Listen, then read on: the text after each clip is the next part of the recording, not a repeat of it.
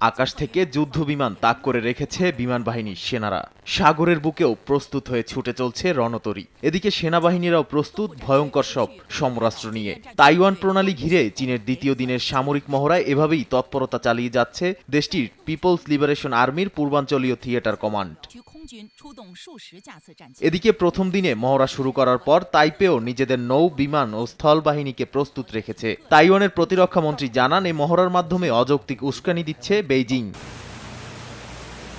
এ মহড়ার মধ্য দিয়ে সম্মিলিতভাবে ক্ষমতা দখল, যৌথ হামলা চালানো এবং গুরুত্বপূর্ণ এলাকা দখল করার শক্তি পরীক্ষা করছে বেইজিং। এক ব্রিফিংয়ে এমনটাই জানান যৌথ কমান্ডের মুখপাত্র লি শি। যদিও চীনের স্থানীয় সংবাদপত্র পিপলস ডেইলি শুক্রবার এক প্রতিবেদনে জানায়, চীনের মানুষ নিজেদের ভূখণ্ডের মধ্যে এমন যুদ্ধ কিংবা অশান্তি চায় না।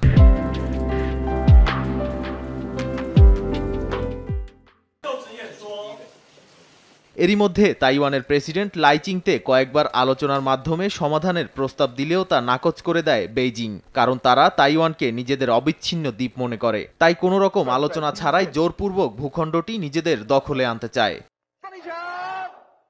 নাদিম মারজান, সময় সংবাদ।